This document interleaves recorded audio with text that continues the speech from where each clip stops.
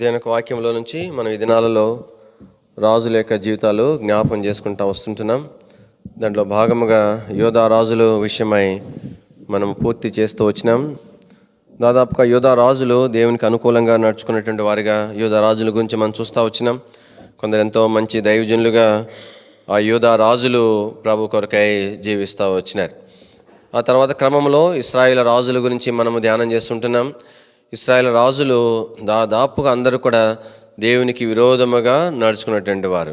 అలాంటప్పుడు వారి గురించి మనం ఎందుకు పట్టించుకోవాలా? వారిని దాటుకొని మనం పోవచ్చు, కానీ అయితే వారి జీవితాలు మనకు హెచ్చరికగా ఉంటున్నాయి. ఏవైతే యోగ్యకరమైన సంగతులు ఉంటాయో అవి మనకు మాదిరిగాను, ఏవైతే అయోగ్యమైన సంగతులు ఉంటాయో అవి మనకు హెచ్చరికగాను ఉండుట కొరకై దేవుని వాక్యంలో వారి జీవితాలు వ్రాయబడతా వచ్చినాయి. ఇక్కడ ఇశ్రాయేలు జీవితాలు చూస్తే మరి వారు ఎంతగా చెడిపోయినటువంటి స్థితిలో ఉన్నప్పటికీ కూడా దేవుడైతే తన ప్రేమ విషయంలో మాత్రం వారి ఎడలు కూడా తన ప్రేమను కనుపరుస్తూ వచ్చినాడు. దాంట్లో భాగంగా మనము మరి అందుకని వారి జీవితాలే సరిగా లేని జీవితాలు కాబట్టి వరుస పెట్టి ఇద్దరు కానీ నలుగురు కానీ ధ్యానం చేసుకుంటూ వెళ్తున్నాం. దాంట్లో భాగంగా ఇద్దరు ముగ్గురు రాజుల గురించి మనము క్లుప్తంగా జ్ఞాపకం చేసుకోవడానికి ప్రయత్నం చేస్తాం. రాజుల రెండవ రాజుల గ్రంథము. ఇక రాజుల గ్రంథాన్ని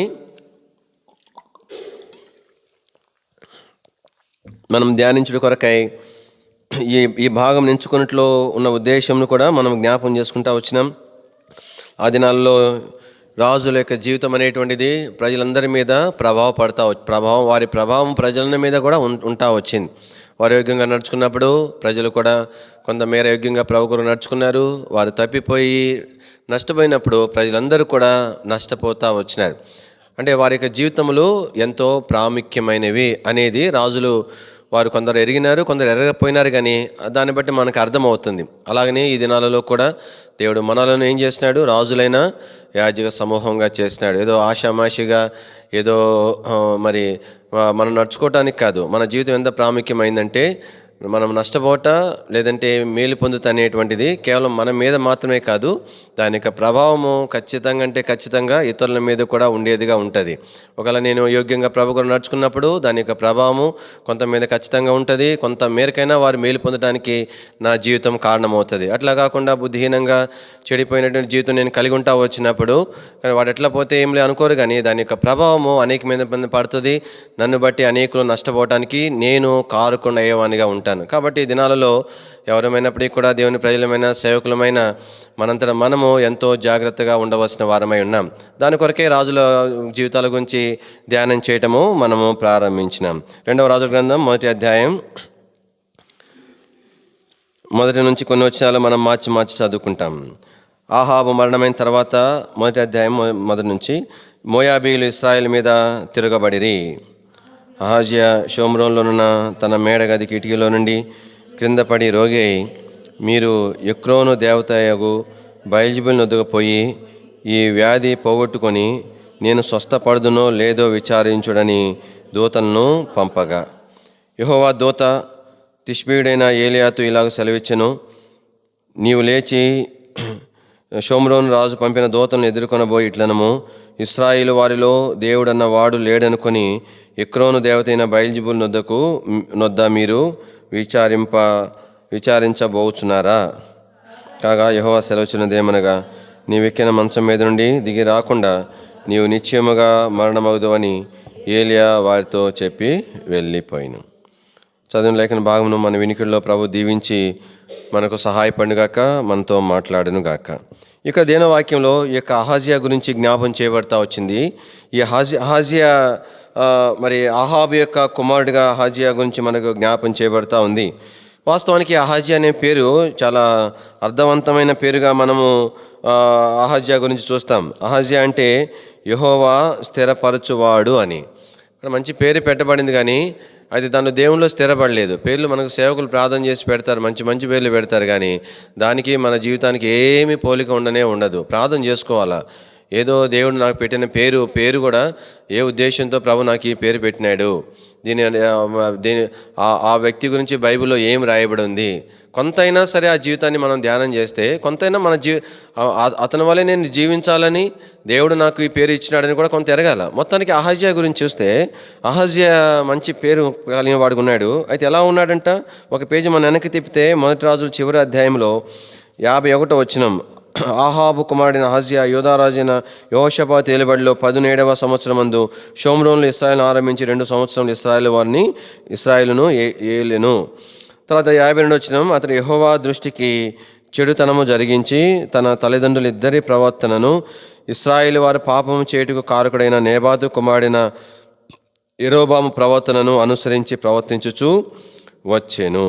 కాబట్టి దేవుని యొక్క వాక్యంలో మరి తన యొక్క అహజ్యా యొక్క జీవితము ఎలాగుందంటే దేవుని దృష్టికి మరి విరోధంగా తను నడుచుకుంటా వచ్చినాడు.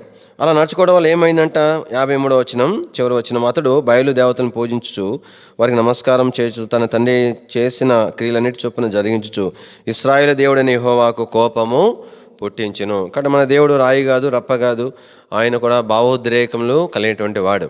ఇక్కడ నన్ను మనం రక్షించినాడు, నీ విషయమే నా విషయమే ఎంతో పెట్టుబడి పెట్టినాడు, ఎంతో సమయం మన కొరకు దేవుడు ఇచ్చినాడు. కాబట్టి నేను దేవునికి విరోధంగా నడుచుకున్నప్పుడు ఖచ్చితంగా దేవుని యొక్క కోపము రేగేటువంటిదిగా ఉంటుంది. మరి ఈ యొక్క అహజ్యా విషయంలో అదే జరుగుతూ వచ్చింది. దానిని బట్టి దేవుడు ఏమనుమతించినాడు, వ్యాధిని అనుమతించినాడు. ఎందుకోసం వ్యాధిని అనుమతించాడు? ఈ పాపిష్టోడు అట్టనే సావాలని అనుమతించలేదు. అట్లాగే అనుమతించేపోయితే ప్రవక్తను పంపించాల్సిన అవసరం లేదు. ఆ రోగంతో అట్లా ప్రవక్త చెప్పినా చచ్చిపోయి ఉండేవాడు, చెప్పకపోయినా చచ్చిపోయి ఉండేవాడు. రోగాన్ని పంపుట్లో ఉన్న ఉద్దేశం ఏంటంటే, కాబట్టి తను సరిచేయబడాలా. తను మరి తన తల్లిదండ్రులు భయంకరమైన విగ్రహారాధకులు అయితే ఉండొచ్చు. యెరోబాము ప్రారంభంలో ఇశ్రాయేలు రాజు కూడా ఎంతో దుర్మార్గంగా తన సొంత విధానం నడుచుకున్న మనుషుడు అయితే ఉండొచ్చు కాక, అయితే ప్రత్యేకంగా అహజ్యా విషయం దేవుని యొక్క ఉద్దేశం ఉంది. అహజ్యా కూడా వాళ్ళు ఇంతమంది ఉన్నప్పుడు వీడే అట్ట లేకుండా ఇంకెట్లుంటాడు అని ప్రభు అనుకోలేదు. ప్రభు తనను చేయాలనేటువంటిది, తను చక్కబచ్చాలని ప్రేమతో ఏం చేసినాడు, దేవుడు వ్యాధిని పంపించినాడు. అది మనుషుడు అలవాటు చొప్పున దేవతలు ఎద్దుకు మరి మనుషులను పంపించినప్పుడు అయిన ప్రేమల దేవుడు చూడండి, ఈ అవసరమా? ఒక్కోసారి అనిపిస్తుంది, ఇన్నిసార్లు దేవునికి అవిధేయత చూపించి తీసి పడేసి వీడు నాకు అవసరం లేదు అని ఇంకొకరిని ఏర్పాటు చేసుకోవచ్చు కదా. బైబిల్లో అట్లా కొన్ని చాలా విచిత్రంగా ఉంటాయి. ఉదాహరణకు యోనాను దేవుడు నినివే పట్టణానికి వెళ్ళమంటే ఆ మనుషుడు శుభ్రంగా అలిగి మరి ఇంకో ప్రాంతానికి వెళ్ళిపోవడం కాదు, అదేదో పెద్ద గ్రాండ్గా కూడా చెప్పుకున్నాడు. నేను కాగా దేవుని మాటను తృణీకరించి ఇట్లా వచ్చినానని చెప్పుకొని చివరికి దేవుడికి ఎంత లోబడలేదు ఆ మనుషుడు. చావడైనా సస్తాగానే నీ మాట నేను వినను అన్నాడు. నీ మాట నేను అవసరమైతే చచ్చిపోతా కానీ నీ మాట వినను అన్నాడు. ఏమనుకోవచ్చు, ఇట్లాంటి వాడితో నాకెందుకు అనుకోలే దేవుడు. మళ్ళా అట్లాంటి సరేలే అని చెప్పి సముద్రం చేప మింగి ఆ నాసులో అది తిని అది తాగి 3 రోజులున్నా కూడా వీనికి పశ్చాత్తాపం ముట్టలేదు. అప్పుడు కూడా దేవుడు చేపతో వాడు బుద్ధి లేనోడు ఇది మాత్రం అనుకున్నా కానీ ఇంత కట్టినోడు అదే సముద్రం కక్కేయమని చెప్తే దెబ్బకు అయిపోయింది. లేదు, కక్కాల్సిన అవసరం లేదు, నోరు మూసేసుకో, 2 నిమిషాలు అరిగిపోతాడు. అన్నయ్య గారు అరిగిపోయిండే వాడు కడుపులో. ఎంత ప్రేమ కలిగినవాడు. మన విషయం కూడా దేవుడు ఎంత జాలి గలవాడుండి, ఎంత కనికరగలవాడుండి, ఎంత దీర్ఘశాంతముతో, ఎంత ఓపికతో ఒకసారి, 2సారి, 3 సార్లు పర్యాయాలు ప్రభు సంధించేవాడు. నేను వాక్యంలో ఈ మనుషుడు విగ్రహాలకు మనుషులను పంపించినప్పుడు తన ప్రవక్తను పంపించి వర్తమానం పంపించినాడు. ఎంత కఠినమైన వర్తమానం కఠినమైందే. ఆ కఠినమైన మాట వెనకాల ఉన్న బాధ అది దేవునికి కావాలా, అది మనుషుడు ఎరగాలని దేవునికి ఉద్దేశం. నాకు దేవుడు ఇట్లాంటి మాట చెప్తాడా అనే కోపమే పెట్టుకున్నాడు, కానీ దాని వెనకాల ఉన్న ఉద్దేశం తను సరిచేయబడాలా, తన క్షేమం పొందాలన్న ఉద్దేశాన్ని ఎరగలేదు. దాని వెనకాల నేను పాపం చేయడం వలన దేవునికి ఎంత బాధ కలిగితే ఇంత కఠిన శిక్ష వేశాడు, నా దేవుని యొక్క హృదయం ఎంతగానే గాయపరిచాను అనేటువంటి ఆలోచనలోనికి ఆ మనుషుడు రాలేకపోతా వచ్చినాడు. దూతలు వెనక్కి వచ్చేసినారు. ఏమొచ్చేసినారంటే, ఇట్లా ఒక మనుషుడు కనబడి ఇట్లా చెప్పినాడంటే ఎట్లుంటాడు అని అడిగినాడు. ఇట్లా ఉంటాడు అని అంటే ఏమంటే ఈయన గొంగలి వేసుకొని ఉంటాడంట, అంటే ఇక ముతక వస్త్రం వేసుకొని ఉంటాడంట. మరి ఏలియా ఇట్లా ఉంటాడంటే గుర్తుపట్టేసినాడు. ఓహో ఏలియా నీ పని ఇట్లుందా, నువ్వు నువ్వు నువ్వు నువ్వు నువ్వు నేను రాజును అయి ఉంటే కనీసం భయం లేకుండా, ఈ చెప్పే విధానం కూడా తెలియకుండా ఏదన్నా వచ్చి దగ్గరకు వచ్చి మంచిగా, అయ్యా రాజా దయచేసి వినండి, లేకపోతే నువ్వు నష్టపోతావు అని చెప్తున్నావు, లేకపోతే నాకెందుకు రాజా అని అటు చెప్పకుండా, లేదా రావడము వచ్చి ముందు రాజు దగ్గరకు వచ్చి మంచి చెప్పాలన్నా కూడా భయము. ఎందుకంటే వానికి కోపం వచ్చిందంటే వీని ప్రాణాలు పోతాయి. అందుకనే చూడండి, పాత కాలంలో రాజుల దగ్గర వచ్చినప్పుడు ఏమని ముందు ఎట్లా మాట్లాడతారు, రాజ రాజ రాజ రాజ మహారాజని వాడిని పొగిడిన తర్వాత కానీ వాడిని కొంచెం చల్లబడితే వాని మాట విని కొంచెం కోపం తెచ్చుకోవడం వీలు అవుతుంది. అయితే దేవుని వాక్యంలో ఎంత కోపం వచ్చింది ఈ మనుషుడికి. ఆఫ్టర్ ఆల్ ఎంత నన్ను అంటాడా, ఎంత చిటికలో దెబ్బ, పోండి వెళ్ళి తీసుకురండి అని చెప్పి తీసుకురమ్మని పంపించినాడు. సైన్యాధిపతులను ఇచ్చి పంపించినాడు. 50 మందితో ఒక అధికారి ఇచ్చి పంపించినాడు. 50 మందితో అధికారి పోతే అధికారి ఆకాశం అగ్ని వచ్చి అందరూ కూడా చనిపోయిన తర్వాత అప్పుడైనా సరే ఆ ప్రవక్త సరే గొప్పవాడని విషయం తర్వాత సంగతి. ఆ ప్రవక్తను నా కొరకు ఏర్పాటు చేసిన దేవుడు కదా. అంటే ఆ ప్రవక్త దేవుడు ఏర్పాటు చేసిన నా క్షేమం అప్పటికైనా ఇలా ఈ అగ్ని పంపించింది ప్రవక్త కాదు, మాట చెప్పింది ప్రవక్తే. ఒకవేళ నా మీద కోపంతో చెప్పాడని అనేటువంటి అనుమానం తనకు కలిగి ఉండవచ్చు. అగ్ని పంపించింది ఎవరు? అగ్ని పంపించింది దేవుడు కదా. కాబట్టి ఇప్పటికైనా సరే తన దృష్టి ప్రవక్త నుండి దేవుని వైపు మళ్ళీ బాగుండేది. కాబట్టి నేను ప్రవక్త చెప్పిన మాటనే నేను ఎంచినాను, కానీ వాస్తవానికి నేను కోపం రేపింది దేవుని కోపం రేపాను అని అనుకోలే. నాకు అధికారం ఉంది. 50 మంది పోతే ఎంత, మళ్ళీ ఇంకొక 50 మందిని పంపించినాడు. మళ్ళా వాళ్ళకి అదే అయింది, మళ్ళా పంపించినాడు. ఆ మనుషుడు వచ్చి బతిమలాడుకున్నాడు. మరి బతిమలాడుకుంటే దయచేసి నా ప్రాణం దృష్టికి ప్రియంగా ఉండని, ఎందుకంటే నా వెనకాల అంటే నా పరిస్థితి కూడా అంతే, నువ్వు కనుక అన్నావంటే వాళ్ళలాగా నేను కూడా కాలిపోతాను అని చెప్పిన సందర్భంలో ప్రభు ఏం చేసినాడు ఇక్కడ వర్తమానం. అంటే ప్రవక్త ఈ విషయాలన్నీ కేవలం ప్రవక్తలకే వర్తిస్తాయండి. మళ్ళీ ఇప్పుడు కాలంలో పాస్టర్లు సేవకులకు వర్తించనివద్దు. ఇవి వాళ్ళకి ప్రవక్త అంటేనే చాలా పవర్ఫుల్ అనమాట ప్రవక్తలు అంటే. అందుకనే ప్రవక్తలకి రాజులు కూడా భయపడేవాళ్ళు. వాళ్ళకి స్పెషల్ అట్లాంటి ప్రత్యేకమైన అధికారాలు ఉంటాయి. మాకు ఏ అధికారాలు ఉండవు. మేము కేవలం మనుషులం, జస్ట్ లైక్ మానవులం అంతే.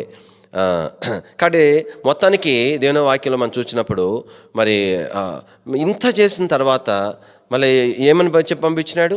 అదే వర్తమానం. ఇంతకుముందు ఏం వర్తమానం చెప్పించినాడో, ఇంత తతంగం చేసి ఇంతమంది చనిపోయిన తర్వాత కూడా అదే వర్తమానం. పోస్ట్ మ్యాన్ మనకు ఉత్తరం తీసుకుని వస్తాడు, ఒక వ్యక్తి మన కొరకై కొంత సమాచారం రాసుంటే దాంట్లో అదే ఉంటుంది. లేదు పోస్ట్ మ్యాన్కి నువ్వెవరు, నువ్వు నాకు ఇచ్చేదేంటి, నీ క్వాలిఫికేషన్ ఏంటి, నా క్వాలిఫికేషన్ ఏంటి, నువ్వు ఇస్తే నేను తీసుకోవాలా అని వాని మీద తిరగబడి, లేదంటే దాంట్లో ఏమన్నా నాకు విరోధమైన ఉన్నాయి అంటే నీ సంగతి చెప్తాను అని చెప్పి నాకు హంగామా చేసి అంతా చేసి చించి చదివితే మళ్ళీ అదే ఉంటుంది. అతను ఏం రాశాడో అదే ఉంటుంది, అప్పుడైనా అదే ఉంటుంది, తర్వాత అయినా అదే ఉంటుంది. మధ్యలో ఏం చేయగలుగుతాడు అంటే తలంపు ఏంటంటే, ఏదైనా సరే నీ విషయమే నా విషయమే పట్టింపు ఉండేది ఎవరికంటే దేవునికి. మనల్ని ప్రేమించింది దేవుడు, మనల్ని రక్షించింది దేవుడు, మనల్ని ఏర్పాటు చేసుకుంది దేవుడు, మన విషయంలో ఉద్దేశాలు కలిగి ఉన్నది దేవుడు, దాన్ని నెరవేర్చాలని ఆశిస్తున్నది దేవుడు, మనం నూతన పరచబడాలని కోరేది దేవుడు. మన దృష్టి ఎటువైపు మనం తిప్పాలంటే ప్రభు వైపు మనం తిప్పాలా. మన దృష్టి ప్రభా నువ్వు నాతో మాట్లాడినావు, ప్రభా నన్ను సంధించు. అందుకని ఏమని ప్రార్థన చేసుకోవాలా? ప్రభా నాకు మనుషుడు కనబడకూడదు, అక్కడ నిలబడేవారు ఎవరనేది నాకు కనబడకూడదు, నేను నిన్ను చూడాలా. ప్రభా మానవుని స్వరంగా నేను వినకూడదు, నీ స్వరము నేను వినాలా, దాని కూడా నన్ను సిద్ధపరచు. నేను వాటిలో చూస్తే చూడండి, ఆ యొక్క ఇంకొంచెం ముందుకు వెళ్ళి ముగించడానికి ప్రయత్నం చేస్తాము. మొదటి రాజులో ఏమని చెప్పినాడు ఇక్కడ 4వ వచనంలో, మొదటి అధ్యాయంలో, కాగా యెహోవా సెలవిచ్చింది ఏమనగా, నీవు ఎక్కిన మంచం మీద దిగి రాకుండా నీవు నిశ్చయంగా మరణమవుతుంది ఏలీయా వారితో చెప్పి వెళ్ళిపోయాడు. తర్వాత మళ్ళీ ఇంత తదంగం జరిగిన తర్వాత మళ్ళీ ఏమని చెప్పినాడు? 16వ వచనం చూడండి. అతడు వచ్చి రాజు నుంచి వచ్చి విచారణ చేయుటకు ఇశ్రాయేలు వారి మధ్య దేవుడు అన్నవాడు లేడనుకుని యుక్రను దేవతను బయలుజీబును వద్ద విచారణ చేయుటకై దూతలను పంపితివే.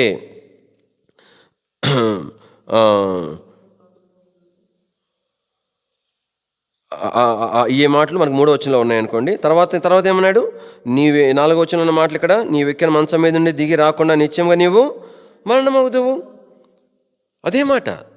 అప్పుడైనా ఈ మనుషుడు, అందుకని ఇశ్రాయేలు రాజుల జీవితాలు మనం ఏమి మాదిరిగా తీసుకోలేము అంటే ముందు అట్లనే ఉంటారు, దేవుడు ఎన్నో రీతిలో సంధించిన తర్వాత, ఆయన పరిస్థితులు పంపించిన తర్వాత, వర్తమానం పంపించిన తర్వాత, ఇంత అయిన తర్వాత అట్లనే ఉన్నారు వాళ్ళు. ఏమి మార్పు అనేది లేనే లేదు. అప్పటికిప్పటికి ఏమి మార్పు అనేది లేనే లేదు. ఒకసారి ఈ యొక్క పేషెంట్లకి ఎట్లుంటుందంటే, ఎంత పేషెంట్ అయినా సరే ఈ ట్రీట్మెంట్ ఇచ్చేటప్పుడు బాడీ రియాక్ట్ అవ్వాలా. రియాక్ట్ అవ్వకపోతే డాక్టర్స్ ఏం చేయలేరు. రియాక్ట్ అందుకని కొంతమంది కోమాలు ఉండే వాళ్ళు కూడా మళ్ళీ వెంటిలేటర్ మీద రోజులు బ్రతుకుతారు. ఎప్పుడు బతుకుతారంటే కొన్ని శరీరాలు రియాక్ట్ అవ్వవు. మందులు ఎంత ఇస్తుంటారు కానీ దాంట్లో ఏమి స్పందన ఉండదు. మళ్ళీ బ్రతికే ఉంటారు కానీ స్పందన ఉండదు. అందుకని వైద్యులు ఏం చెప్తారంటే, మేమేం చేయలేము, మేము ట్రీట్మెంట్ ఇస్తున్నాం కానీ శరీరము అంటే దాని మరి ఆ మందులకు ఆ ప్రభావానికి ఏమి చలనము, దాని ప్రభావం కనిపించట్లేదని చెప్తారు. కానీ వారి జీవితాలు అట్లనే ఉన్నాయి. తర్వాత దేవుని వాక్యంలో ఆ మనుషుడు అట్లాగనే చనిపోయినట్లుగా దేవుని వాక్యంలో చూస్తాం. తన కుమారుడు యెహోవారాము తర్వాత రాజు అయినాడు. ఈ యెహోవారాము అంటే అర్థం ఏంటంట, యెహోవా ఎత్తైన వాడు అని.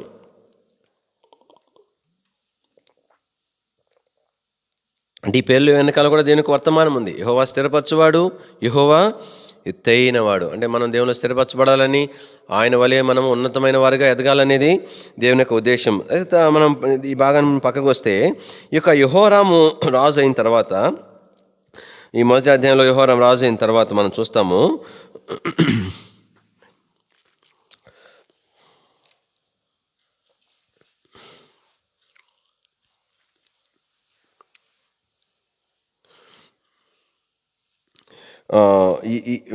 ఈ యెహోరాము ఎవరి మీదకి యుద్ధానికి వెళ్తాడంటే, మోయాబు రాజు మీదకి యుద్ధానికి వెళ్తాడు. ఎందుకంటే అప్పటి వరకు పన్ను కడుతూ వీళ్ళు ఇశ్రాయేల్ రాజు మీద తిరుగుబాటు చేసి పన్ను కొట్టడం మానేసిన తర్వాత ఇశ్రాయేల్ రాజు తర్వాత మరి ఏ రాజులు అంటే ఎదోము రాజు, తర్వాత యోధా రాజు, ముగ్గురు రాజులు కలిసి యుద్ధానికి వెళ్తారు. యుద్ధానికి వెళ్ళేసరికి అక్కడ పరిస్థితి ఎట్లుంటుందంటే, వాళ్ళు నీళ్లు లేకపోయేసరికి దాహం వేస్తూ ఉంటుంది, నీళ్లు దొరకవు. అప్పుడు ఎంతగా వాళ్ళు బాధపడతారంటే, ఇంకా అంటే మళ్ళీ వెనక్కి వెళ్ళిపోవచ్చు కదంటే, అంటే వాళ్ళ కండిషన్ ఎట్లాంటి స్థితికి వచ్చేసిందంటే, ఇంకా దాహానికి చచ్చిపోతారు. కొంతమంది వెనకపోయినా కొంతమంది మూచిల్లి పడిపోతారు.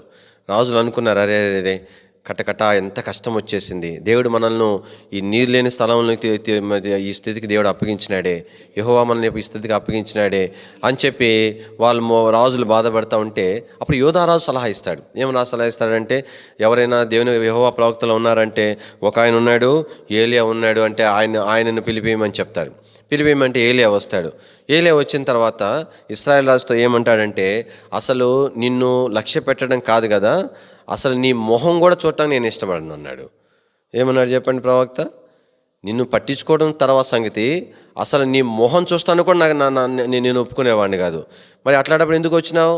యోధారాజు ఉన్నాడు కాబట్టి ఆయన పిలిపించాడని ఆయన చూసి వచ్చినాను కానీ, అంత కోపం ఎందుకు ఈ మనుషునికి ఇశ్రాయేల్ రాజు మీద? అంటే వ్యక్తిగతమైన కోపం కాదు. దేనిని బట్టి? వారు దేవునికి విరోధంగా నడుచుకున్న క్రియలను బట్టి. అంటే ఇక్కడ మనకేం చూపించబడతా ఉందంటే, మరి ఈ యొక్క ప్రవక్తకే తన జీవితం బట్టి అంత కోపం ఉంటే దేవునికి ఎంత కోపం ఉండాలా? అది అన్నమాట కోపం. అరే దేవునికి విరోధంగా నడుచుకుంటున్నాడే, తన తండ్రి, తర్వాత తన తాత, వీరందరూ కూడా దేవునికి విరోధంగా నడుచుకుని, ఈ యెహోరాము కూడా అట్లానే నడుచుకుంటున్నాడే. ఎట్లా ఉంటుందంటే, ఉదాహరణ నేను జ్ఞాపం చేస్తాను. ఇప్పుడు నాకు ఎవరైనా కీడు చేస్తే అతని మీద నాకు కోపం ఉందనుకోండి. ఇప్పుడు నా ఫ్రెండ్ ఉంటాడు ఎవడో, వానికేమి అతను కీడు చేయడు కానీ అయినా కూడా వాని మీద కోపం ఉంటుంది. వానికి ఎందుకు కోపం ఉంటుంది? మా ఫ్రెండ్ అన్నాడే అని. మా ఫ్రెండ్ అంటే నాకున్నంత కోపం ఉండదు. ఎందుకంటే నేను బాధించబడిన వాడిగా నాకు ఎంతో కోపం ఉంటుంది. నా స్నేహితుడిగా ఆ కొంత కోపం తను కూడా కలుగుతుంది, ఎందుకంటే నా మీద ఉన్న ప్రేమను బట్టి. కానీ ఏలియాకు యెహోవారాము మీద అంత కోపం ఉందంటే, దానికంటే మించిన కోపం ఎవరికి ఉంది చెప్పండి? దేవునికి ఉంది. వాని యొక్క జీవితాన్ని బట్టి, వాని క్రియలను బట్టి అంత కోపం ఉంది. అలాంటి సందర్భంలో దేవుడు ఎలాంటి వర్తమానం ఇచ్చాడంటే, చక్కని మేలైన వర్తమానం ఇచ్చినాడు. మీరేం చేయండి అంటే, గుంటలు కందకాలు తవ్వించండి, గుంటలు తీపించండి. వర్షం పడదు, గాలి రాదు, కానీ అన్ని నీళ్ళతో నిండిపోతాయి అని చెప్పినాడు. దేవుడు ఎంత ఆశ్చర్యకార్యం జరిగించినాడంటే, మరి ఆ యొక్క నీటి ప్రవాహం దానంతరం అదే వచ్చి ఆ యొక్క కందకాలన్నీ నిండిపోతే వారి దాహం తీసుకొని బతికిపోయినారు. తెల్లారేసరికి మోయాబీలకు అదే నీళ్లు ఎట్లా కనబడ్డాయి? రక్తంలా కనబడ్డాయి. మోయాబీలు అనుకున్నారే ముగ్గురు రాజులు మన మీద యుద్ధానికి వచ్చి వాళ్ళు ఒకరినొకరు పొడుచుకొని చచ్చిపోయినారు, అది నిజంగా రక్తం అని చెప్పి వాళ్ళని చేసిన కత్తులన్నీ పక్కన పడేసుకొని ఇంకా మనం వెళ్ళి శుభ్రంగా అదంతా దోచుకుందామని చెప్పి పరిగెత్తుకొని వస్తే వచ్చిన వాళ్ళు వచ్చినట్లు వీరు చంపివేసినారు. ఎంత గొప్ప విజయం అనుగ్రహించినాడు దేవుడు. అంటే మొహము చూడటానికి ఇష్టపడని అంత కోపం ఉన్నటువంటి వానికి ఇంత గొప్ప విజయం ఎందుకు ఇవ్వాలా? ఉద్దేశం ఏంటి? తన తన తన తండ్రిని దేవుడు వ్యాధి పంపించి సంధించినాడు, తను మారుమనసు పొందలే. ఇక్కడ దేవుడు ఎందుకు ఇంత గొప్ప మేలు చేసినాడు? అప్పుడైనా సరే మారుమనసు పొందుతాడేమోనని. నేను దేవునికి ఇంత విరోధంగా ఉన్నా కూడా దేవుని ప్రవక్త నన్ను ఇంతగా అసహించుకున్నాడు. అసలు నేను రాజునయ్యండి కూడా నా మొహం ఎదుటే మిగతా వారి రాజుల ఎదుటనే చెప్పినాడంటే దేవునికి ఎంత కోపం ఉంది. అయినా కూడా దేవునికి అంత కోపం రేపినా కూడా దేవుడు నాకు ఇంత మేలు చేసినాడే అని మారు మనసు పొందుతాడేమోనని దేవుని యొక్క ఆశ. చూడండి దేవుని వాక్యంలో నుంచి 3వ అధ్యాయం 2 రాజుల 3వ అధ్యాయము 14వ వచనం చదవండి.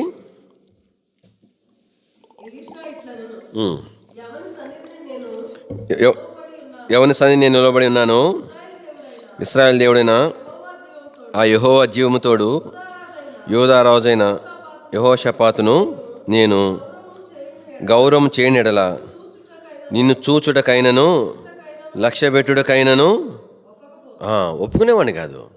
తర్వాత దేని వాక్యంలో ప్రభు ఎంత మేలు జరిగించినాడు.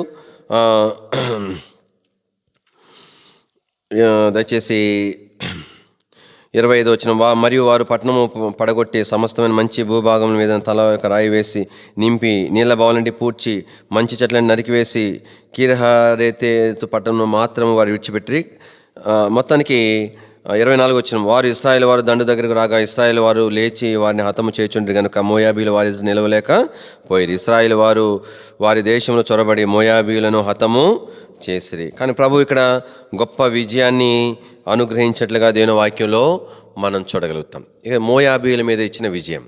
ఈ తర్వాత దేవుడు యెహోవా విషయంలో ఇంకనూ కనికరం చూపిస్తూ వచ్చినాడు. ఎందుకు సంధించినాడు? ఎందుకు మేలు చేసినాడు? యోగ్యుడనా? ఎంత దేవుని కోపం రేపేవాడు అయినా కూడా మేలు చేసినాడు. ఎప్పుడు కూడా గుర్తుపెట్టుకోవాలా, దేవుడు మేలు చేసినప్పుడల్లా మురిసిపోయి ఉబ్బి తబ్బిపోయి నాకంటే మించోడు లేడు, నేను దేవునికి ఎంత ఇష్టంగా లేకపోతే దేవుడు నాకు మేలు చేసినాడు, ఎవరికి చేయని మేలు నాకే చేశాడంటే అసలు దేవుడు నన్ను కాకుండా ఇంకే ఎవరిని ఇష్టపడతాడు అనే ఫీలింగ్లోకి వెళ్ళకూడదు.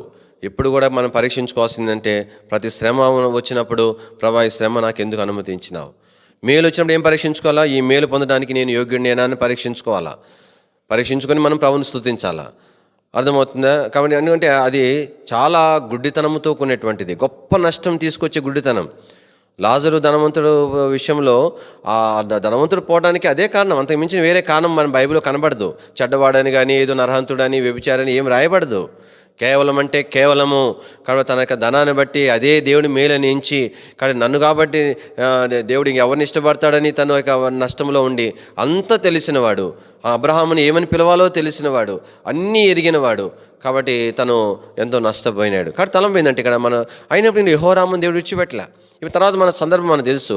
ఈ సిరియన్లు ఇశ్రాయేల్ మీదకి వచ్చేటువంటి సందర్భం. ఆ సందర్భంలో ఈ సిరియా రాజు ఏం చేశాడంటే అప్పటికే ఇశ్రాయేల్ ప్రాంతం మీదకి దండెత్తిపోయి కొంత ప్రాంతంని మరి దోచుకొని వాళ్ళలోనే ఒక చిన్నదానిని ఇక తీసుకున్న సందర్భంలో ఒక చిన్నదానిని సిరియా రాజు యొక్క సైన్యాధిపతి ఇంట్లో ఉంచిన సందర్భం మనకు బాగా తెలిసిన సందర్భం అది. ఆ సందర్భంలో మనకు ఏం చేస్తాడంటే ఆ చిన్న పాప చెప్తుంది అన్నమాట. ఏమని చెప్పిద్ది? నా యజమానుకున్న అంటే తన యజమానులతో చెప్పిద్ది, భార్యతో చెప్పిద్ది, అమ్మ నా యజమానుడు కుష్ఠరోగం బాగైపోతుంది అని చెప్తే ఈయన ఉత్తరం రాసి పంపిస్తాడు. ఎవరికి? ఇశ్రాయేలు రాజుకు ఉత్తరం రాసి పంపిస్తాడు. కొంత కానుకలు ఇచ్చి ఏమని పంపిస్తాడంటే నువ్వు తప్పకుండా మరి మా సైన్యాధిపతి రోగం బాగు చేయాలంటే ఇతనికి ఏమైపోతుంది, ఇంకా ఈ చూడు అనవసరంగా నన్ను ఎట్లా రేపుకుంటున్న రాజులు అట్లా రేపుకుంటారు యుద్ధానికి. నేనేం దేవుడినా, ఆయన కూడా రోగం నేను బాగు చేయాలంటే చొక్కా చింపుకున్నాడు, వస్త్రాలు చింపుకున్నాడు. అంటే ఇప్పుడు నేను అంటే యుద్ధం చేయడానికి కూడా నేను ఓడిపోతానేమో ఒకవైపు భయము, ఈ అనవసరంగా నేను ఇట్లా ఒకరిని నేను పో అని అంటే యుద్ధానికి వచ్చేసేస్తాడు. సర్లే యుద్ధం అవుదాం బాగు చేయాలంటే నా వల్ల అవుతుందా? చూడు ఎంత ఇరకాటంలో పెట్టేసినాడని చెప్పి వస్త్రం చింపుకుంటే దేవుడు ఏం చేసినాడు? తన దాసుని పంపించినట్లుగా, ఎలీషాను పంపించినట్లుగా దేని వాక్యంలో మనం చూడగలుగుతాం. ఎలీషా మరి తానే దేవుడే పంపించినాడు తన ఎద్దుకు. ఎందుకు నువ్వు వస్త్రాలు చింపుకున్నావు? ప్రవక్త లేడా? ప్రవక్త ఉన్నాడు కదా ఇశ్రాయేల్ దేశంలో. కాబట్టి వెళ్ళి తన రమ్మని చెప్పమని కబురు చెప్తాడు. చెప్పిన తర్వాత దేని వాక్యం మన తర్వాత భాగం అంతా కూడా మనకు తెలుసు. కానీ ఎలీషా వచ్చినటువంటి క్రమంలో ఏమైపోయింది? ఎలీషా గురించి మనం ఒక జ్ఞాపం చేయబడతా వచ్చింది. మరి తన బాగై వెళ్ళినట్లుగా దేని వాక్యంలో జ్ఞాపం చేయబడి. ఇక్కడ మనం ఏం నేర్చుకుంటున్నామంటే, కానీ దేవుడు ఎంత కనికరంగా వాడు చూడండి. దేవుడు మౌనంగా ఉంటే ఖచ్చితంగా యుద్ధానికి కూర్చుండేవాడు. నువ్వు బాగు చేయగలిగి ఉండి ఆ చిన్న అమ్మాయి చెప్పింది ఆ నమ్మదగిన మాటే, కానీ మా వాళ్ళని బాగు చేయమని చెప్పి యుద్ధానికి కూర్చుండేవాడే. దేవుడు ఎంత తన ప్రవక్త ఎందుకండి అర్థం? ఒకసారి దేవుడు మరి తనను సంధించినాడు, తనని ఎరగలేదు, మరలా తిరిగి సంధించడం ప్రారంభించినాడు. దేవుని యొక్క సంధింపు అనేటువంటిది కొనసాగించబడుతూనే ఉంటుంది. కానీ అది ఎక్కడ క్లోజ్ అవుతుంది అనేది మనకు తెలియదు. అందుకనే దేవుడు సమయం ఇచ్చినప్పుడే సమకూర్చబడటం అనేది మనకెంతో ఆశీర్వాదకరమైనది. ఆ దేవుడు ఇంట్లోనే చూస్తుంటాడులే, ఎన్నో తరుణాలు ఇచ్చినాడు, ఇంకెన్నో తరుణాలు ఇస్తాడు అని అనుకోవటానికి లేదు. అయితే మాత్రము దేవునికి దీర్ఘశాంతం ఇక్కడ మాత్రం మనకు కనిపిస్తూ ఉంది. చూడండి 5వ అధ్యాయము 8వ వచనం చదవండి. ఇశ్రాయేలు రాజు ఎలీషాకు వినబడినప్పుడు అతడు, నీ వస్త్రం నీవెందుకు చింపుకుంటివి? ఇశ్రాయేలు ప్రవక్త ఇక్కడ ఉన్నాడని తెలియబడినట్లు. కాబట్టి దేనొక వాక్యంలో అతనిని నా ఎద్దుకు రమ్మని చెప్పు. కాబట్టి దేవుడు తానే తన ప్రవక్తను పంపించి తాను ఎట్లా మేలు జరిగించాడు. దేవుడు ఎంత కనికరంగా వాడంటే ఈ యొక్క యెహోవా రాము విషయంలో ఎన్నిసార్లు అలాగా మేలు చేసినాడు. ఎన్నిసార్లు ఎప్పుడెప్పుడైతే సిరియా రాజు ఈ యొక్క మరి రాజు పేరు కూడా మరి బెన్హదద్ అని రాజు ఎన్నిసార్లు ఇశ్రాయేలు మీదకి రావాలని స్కెచ్ గీస్తూ వచ్చినాడో అన్నిసార్లు కూడా దేవుడు తన ప్రవక్తను పంపించి, ఇదిగో రాజు ఇలా ప్లాన్ వేసుకున్నాడు, పలానా చోటకి నీ మీద రావాలనుకుంటున్నాడు, అక్కడ నీ వాళ్ళందరినీ కాపాడుకోమని వర్తమానం పంపిస్తే, ఈయన నిజమా కాదని పంపిస్తే పోయేసరికి నిజంగానే బెన్హదద్ ఆడికి వచ్చేవాడు, తన వారిని కాపాడుకుంటా వచ్చేవాడు. అట్లా పలుసార్లు, ఒకసారి కాదు, రెండోసారి కాదు, 3 సార్లు కాదు, ఎన్నోసార్లు. ఎట్లుంది చూడండి. అంటే ఇక్కడ మనకి ఏం కనిపిస్తుందంటే దేవుడు తెరిపి లేకుండా మేలు చేస్తూ వచ్చినాడు, కానీ తనలో ఏ మాత్రం కూడా మార్పు కూర్చిన ఆనవాళ్ళైతే మాత్రం కనబడలేదు. మనం కూడా అంతలోనే దేవుడు ఎన్నోసార్లు సంధిస్తాడు, ఏం ప్రయోజనం? ఎన్నో సంవత్సరాల మధ్యలో గడిచిపోతాయి, మార్పు కూర్చిన ఆనవాళ్ళు కనిపిస్తుందా అని. ఏదైనా విడిచిపెట్టినటువంటి సందర్భాలు ప్రభుతో చెప్పగలమా? ప్రభువా, నువ్వు పలాని విషయంలో నాతో పలాని విషయంలో నేను మాట్లాడినప్పుడు నేను తీర్మానం చేసుకున్నాను, చూడు ప్రభువా, ఇప్పటి వరకు ఆ తీర్మానం నిలిచి ఉన్నాను. ఇది చేయొద్దును చెప్పినా నీ మాటను బట్టి నేను మానుకున్నాను, మరలా నేను చేయలేదు అని చెప్పగలవా? ఎన్ని సందర్భాలు అట్లా ఉన్నాయి. ప్రభా, నువ్వు ఇలా చేయమని చెప్పడం బట్టి నేను ఇలా చేయడానికి నేర్చుకున్నాను, ఇప్పటి వరకు నేను మానలేదని చెప్పగలమా? ఏం ప్రయోజనం? ఎన్నిసార్లు దేవుని వాక్యం ఉంటే ప్రయోజనం? కాకపోతే భలే చెప్పినాడని కానీ అబ్బాయి ఏం చెప్పినాడని అంటానికి తప్పితే ఎందుకు మనకు వస్తుంది దేవుని ఒక వాక్యం? నీ యొక్క జీవితంలో నా జీవితంలో పని చేయకపోతే ఎన్నిసార్లు దేవుడు మాట్లాడేం ప్రయోజనం? అందుకే దేని వాక్యంలో మనం చూస్తూ వచ్చినాం. చూడండి, దయచేసి 6వ అధ్యాయం 9వ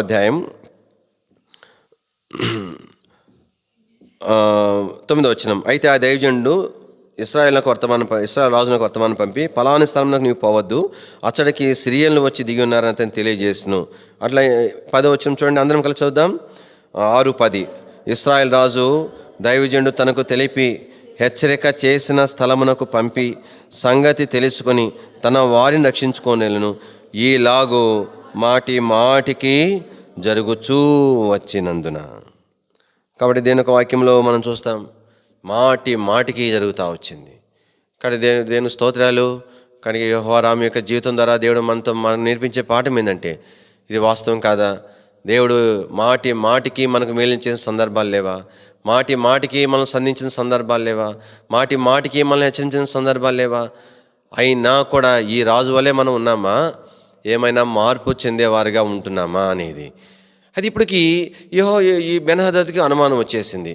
అరే మనలో ఎవడో ఏమంటారు వాళ్ళు, ఇది అంటారు కదా, కోవర్టు, ఇజ్రాయెల్ రాజు పక్షంగా ఒక మనుషుడు పెట్టినాడు ఇజ్రాయెల్ రాజు, లేకపోతే మనం అనుకునే వానికి ఎట్లా తెలిసిపోతుంది అని చెప్తే ఒక మనుషుడు చెప్పినాడనమాట, రాజా అట్లా వాళ్ళ మనుషులు మనలో ఎవరు లేరు, అయితే అక్కడ ప్రవక్త ఉన్నాడు, ఎలీషా ప్రవక్త ఉన్నాడు, ఆయన చెప్తున్నాడు నువ్వు నీ కోటలో నువ్వేం మాట్లాడుకుంటున్నావో అది ఆ ప్రవక్త రాజుకు చెప్తున్నాడు అని చెప్తే, ఇంకా చూడండి ఇంకా ఎంత కోపం, ఎందుకంటే విసిగిపోయినాడు, ఎన్నిసార్లు ఎన్ని ప్లాన్లు వేస్తే అన్నీ ఫెయిల్ అయిపోతున్నాయి.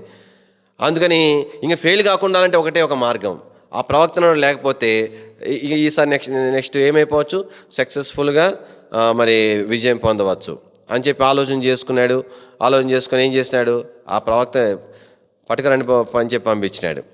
ఎంతమందిని పంపించినాడు, దేని వాకి రాయబడింది, గొప్ప సైన్యాన్ని పంపించాడంట. అంటే ఒక రాజు సైనికులు మీదకి ఎట్లా పంపిస్తారో ఒక్క మనిషిని పట్టుకురావడానికి గొప్ప సైన్యాన్ని పంపించినాడు. పనివాడు చూసినాడు, ఓ అమ్మ, ఎలీషా ఉన్న స్థలాన్ని చుట్టుముడతా ఉన్నారు, గొప్ప సైన్యం, అది ఎన్ని వేల మంది ఉన్నారో తెలియదు, అది దేని వాక్యంలో మనం చూస్తే చివరికి భయపడిపోయినాడు ఆ పనివాడు. ఎలీషా ప్రార్థన చేసినాడు, ప్రభా వీని కన్నులు తెరువు అంటే అప్పుడు ఆ పనివానికి కనిపించినాయి, తన చుట్టూ ఏమున్నాయి, అగ్ని గుర్రాలు రథాలు ఉన్నాయి. ఆ తర్వాత సరే రథాలు ఉన్నాయి కదా, గుర్రాలు ఉన్నాయి కదా, గంపుకుండొచ్చు కదా.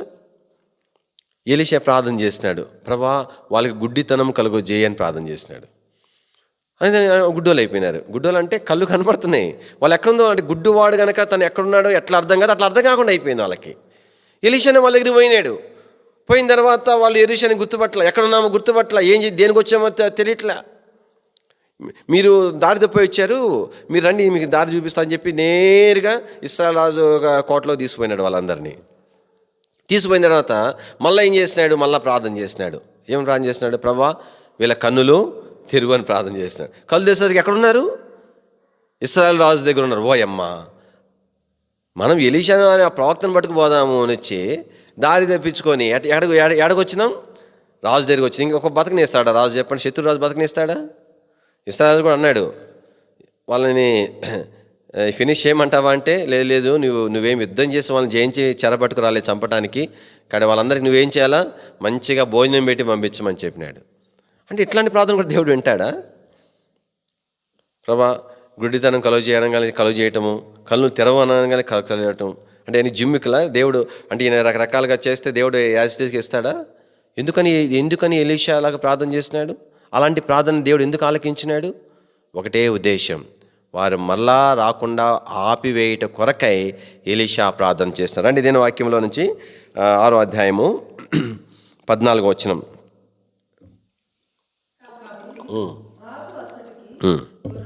గుర్రములను రథములను చేసినాడు. 18వ వచనం చదవండి. ఆ దండువారు అతను సమీపించినప్పుడు ఎలీషా ఈ జనులను అంధత్వంతో మొత్తుమని యెహోవాను వేడుకొనగా ఆయన ఎలీషా చేసిన ప్రార్థన చొప్పున వారిని ఏం ప్రార్థన చేసినాడో ఆ ప్రకారంగా ఆ ప్రార్థన చొప్పున మొత్తినాడంట. తర్వాత ప్రభు కళ్ళు తెరవజేయమంటే ఎందుకోసం అదంతా చేసినాడు? 23వ వచనం చివర్లో ఉంది, ఇశ్రాయేలు దేశంలోనికి వచ్చుట ఏం చేశాడంటే చెప్పండి, మానిపోయాను. ఉద్దేశం, దేవుడు ఎప్పుడు కూడా ఉద్దేశం చూస్తాడు. నేను ఏం ప్రార్థన చేస్తున్నాము, ఏం మాట్లాడుతున్నాము అనేది కాదు దేవుడు చూచేది. అవేమో చాలా మంచి మంచి మాటలుగా కనబడతాయి, దాని వెనకాల ఉద్దేశం వేరేది ఉంటుంది. మళ్ళా దేవుడు ఏం చూస్తాడు? మన ఆలోచన చూస్తాడు, మన ఉద్దేశాలు చూస్తాడు. పైన దాన్ని చూడడు. పైకి ఎట్లా కనబడుతుంది? దేవుని చేతిలో పెట్టుకొని తనకు అనుకూలంగా దేవుని ఆడించే కనబడుతుంది. కానీ ఎలీషా ఉద్దేశం అది కాదు. కానీ ఇది మానివేయాలా? ప్రభుని మనం ఏది అడిగినా కూడా ప్రభు చూస్తాడు. నా మహిమ కొరకు అడుగుతున్నాడా? దాని వెనకాల శ్రేష్టమైన ఉద్దేశం ఉందా? దేవుని ప్రజల క్షేమం కొరకైన ఉద్దేశంతో అడుగుతున్నాడా? ప్రవక్తలు అనేటువంటి వాళ్ళు మరి వాళ్ళని అపార్థం చేసుకోవడం అంటే మరి వ్యర్థంగా అపార్థం చేసుకున్నారు. వారి ఉద్దేశాలు శ్రేష్టమైనవి. వారు కఠినంగా చెప్పినారంటే వారు ఏదో కక్ష పెట్టుకొని చెప్పినటువంటిది కాదు. మన ప్రభుకే కక్ష ఉండదు. మనం పాడకూడ పాడినాం, కక్ష లేని నా దేవా. కక్ష పెట్టుకోడు ఆయన, కానీ తన ప్రవక్తను వాడుకుంటూ వచ్చినాడు. వాస్తవానికి ప్రవక్తలు మరి సంపాదించుకోవాలంటే ఎంత విస్తారంగా సంపాదించుకోవచ్చు అండి వాళ్ళు. ఎంత ఎంత కావాలంటే అంత సంపాదించుకోవచ్చు ప్రవక్తలు. దేవుని వాక్యంలో మనం చూస్తే ఎంత సాధారణమైన జీవితం, అంత గొప్ప ప్రవక్తలు సాధారణమైన జీవితం జీవించినారు. మేము సిగ్గుపడతాం సేవకులుగా, మేము ఎన్నోసార్లు అలాంటి జీవితము లేదే అని. కొంత దాని యొక్క చూసాయిగా కొంత అనుభవించినామే కానీ మాకు శ్రేష్టమైన వస్త్రాలు, శ్రేష్టమైన విధానంలో దేవుడు అన్నీ ఇచ్చినాడు. వారు ఎట్లా ఎంత గొప్ప ప్రవక్తలు ఎంత సామాన్యంగా జీవించినారు. ఎలీషాను కూడా మనం ఒకటి రెండు మాటలు జ్ఞాపం చేసుకుందాం. చూడండి దేవుని వాక్యంలో వారు ఎట్లా జీవించినారు. దయచేసి 6వ అధ్యాయము 1వ వచనం. ప్రవక్త శిష్యులు ఎలీషా వద్దకు వచ్చి, ఇదిగో నీ యొద్ద మాకున్న స్థలము ఇరుకుగా, ఏ స్థలంలో ఉన్నంట చాలా ఇరుకైన స్థలం. అంటే పెద్దదికి ఎందుకు కట్టుకోవట్లా? పెద్దది కట్టుకోవడానికి ఏం కావాలా? డబ్బులు కావాలా? ఏం డబ్బులు అంటే పెద్ద పనే? రాజుకి ఒక మాట వర్తమానం పంపిస్తే ఎంత కావాలంటే అంత పంపిస్తాడు. ఎందుకంటే ప్రవక్తలు అంటే అంత భయపడే వాళ్ళు అనమాట. ప్రవక్త వచ్చినాడంటే ఊరు వణిగిపోయేది, ఏ కారణాన్ని బట్టి వచ్చేవాడని. అంటే ప్రవక్తలు ఎంత అన్కంఫర్టబుల్గా వాళ్ళు ఫీల్ అవుతున్నారు. కానీ ఈ ఎలీషాకి కష్టం అనిపించాలి, శిష్యులకి ఇబ్బంది అనిపించింది. కానీ అంటే అంత అడ్జస్ట్మెంట్ ఉండేది. అందుకని అపోస్తలుడు పౌలు అన్నాడు, ఏమన్నాడు? లేమిలో నుండి ఎరుగుదను, సంపన్న స్థితిలో ఉండ ఎరుగు. అన్ని స్థితుల్లో నేర్చుకున్నటువంటి వారు, అన్ని పరిస్థితుల్లో సంతృప్తిగా జీవించినటువంటి వారు ప్రవక్తలు. చివరికి ఆ గొడ్డలి పడిపోతే ఆ పనివాడు ఆ శిష్యుడు అన్నాడు, ఏమన్నాడు? అయ్యో అని అరిచినాడు. బయటికి పెద్దగా వస్తాం. అయ్యో అని అరిచినాడు. ఎందుకు అరిచినాడు? అంత పెద్ద నష్టమా? అంటే గొడ్డలు పోతే మళ్ళా గొడ్డలు వాళ్ళు కొనియాలా? అది గొడ్డలు కూడా సొంతది గొడ్డలు లేదు, లేకపోతే కొనియచ్చు కదా. అయ్యో అని ఎందుకు అరిచినాడు? అంటే గొడ్డలి మళ్ళీ తిరిగి కొనియటానికి కూడా డబ్బు లేని పరిస్థితి. అందుకని చివరికి ఆ గొడ్డలి నీళ్ళ మీద తేలినట్టు చేసినట్టు కూడా అది వేరే సంగతి. దేని ఒక వాక్యంలో మన జ్ఞాపం చేసుకుంటూ వచ్చినప్పుడు ప్రవక్తలు ఎంతగా కొన్నిసార్లు మంచి ఆఫర్స్ వచ్చినాయి. ఉదాహరణకు నయమాను బాగైన సందర్భంలో, నయమాను బాగైన తర్వాత ఏం తీసుకొచ్చినాడు చెప్పండి? మంచి గిఫ్ట్, చిన్న గిఫ్ట్ పంపిస్తాడా? చూడండి దేని వాక్యంలో 5వ అధ్యాయము ఎంత గిఫ్ట్ పంపించినాడు. ముందు రాజు 5వ వచనం. సిరియా రాజు, నేను ఇశ్రాయేలు రాజునకు దూతను పత్రిక పంపించిన ఆజ్ఞించను కనుక అతడు 20 మనుగుల వెండి, 1,20,000 రూపాయల బంగారు, 10 దుస్తులు, బట్టలు తీసుకొని పోయి ఇశ్రాయేలు. ఎంత పెద్ద గిఫ్ట్ అండి ఇది ఆ రోజుల్లో! ఎంత పెద్ద గిఫ్ట్! ఇవ్వబోతే ఈ మనుషుడు ఏమన్నాడు?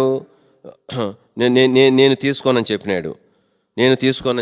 సరే, మంచి ఉద్దేశంతో అట్లా అంటే కానీ మారుమనసు పొందుతాడని మారుమనసు పొందిన తర్వాత కూడా తీసుకోలే. తర్వాత బతిమలాడినాడంట. చూడండి దేని వాక్యంలో 16వ వచనం. ఎలీషా యెహోవా సన్నిధిలో నిలబడినాను, ఇశ్రాయేలు దేవుని యెహోవా జీవంతో నేనేమి తీసుకున్నానని చెప్పాను. నయమాను అతనిని ఎంతో బతిమాలినను అతడు ఒప్పుకోలే. ఎంతో బతిమలాడాడు. ఏమన్నాడో తెలీదు. సార్ అన్నాడు, అయ్యా అన్నాడు, ఏమన్నాడు? దయచేసి. తర్వాత ఈ యొక్క బెన్హదదు, ఈ సిరియా రాజు, ఎందుకంటే ఈ సిరియా రాజు తెలుసు ఎలీషా, ఎందుకంటే ఈయన ప్లాన్లన్నీ చెప్పింది ఎలీషానే. ఈ ఎలీషానే వాళ్ళకి గుడ్డిదనం కలుగు చేసి రాజభవన్లో తీసుకున్న సంగతి అన్యుడైనా కూడా ఎలీషా గురించి తెలుసు. అందుకని తన మంచంలో ఉన్నప్పుడు రోగిగా ఉన్నప్పుడు మరి ఎలీషా దగ్గర పంపించినాడు. అయ్యా నీ దేవుణ్ణి అడిగి నా రోగం బాగా అవుతుందా లేదా కనుక్కోమని పంపించినాడు. ఎంత గిఫ్ట్ ఇచ్చి పంపించాడో తెలిసిన రండి దేని వాక్యంలో నుంచి.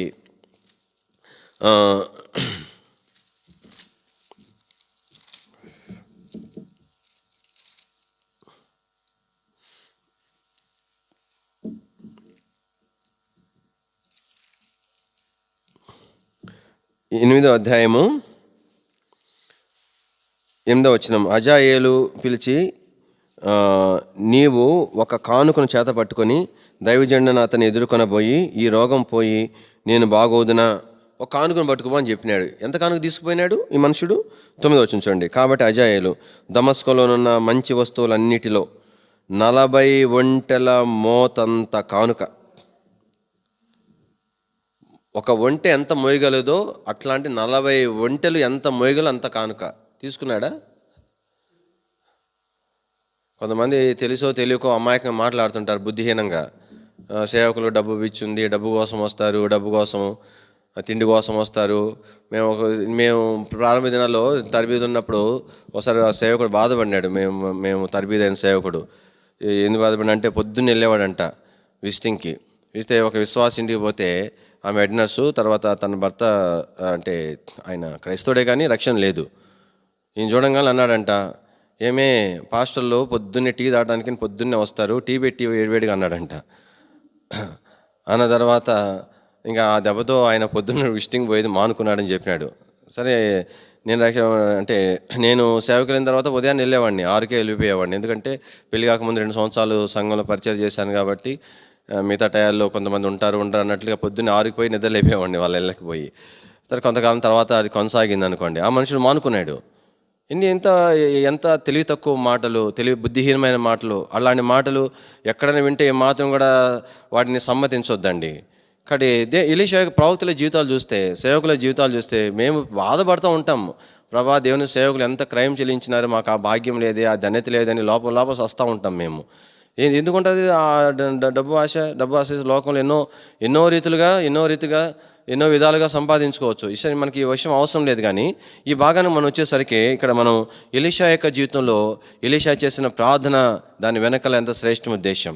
కాబట్టి మళ్ళీ ఈ రాజు మరి క్షేమం పొందాలా, మళ్ళా తిరిగి రాకూడదు. గమ్ముకుంటాడా బెన్హదద్? అంత మాత్రం గమ్ముకుంటాడా? కొంతకాలం రాకుండా మానేసినాడు. ఆ తర్వాత ఎలాగొచ్చినాడు చూడండి, 6వ అధ్యాయం 24 వచ్చినాం. అటు తర్వాత సిరియా రాజు అయిన బెన్హదదు తన సైన్యమంతటిని సమకూర్చి షోమ్రోనుకు ముట్టడి వేసెను. ఇక్కడ శత్రువు ఎప్పుడు వదిలిపెట్టాడు. కనుక ఎన్నిసార్లు నువ్వు తీర్మానం చేసుకున్నా, ఎన్నిసార్లు నువ్వు మళ్ళా ప్రభుకు అప్పగించుకున్నా, ఎన్నిసార్లు నువ్వు శత్రువుని ఎదిరించినా, దేవుని వాక్యానికి లోబడి శత్రువుని ఎదిరించినా, శత్రువు అయితే మాత్రం వదిలిపెట్టాడు.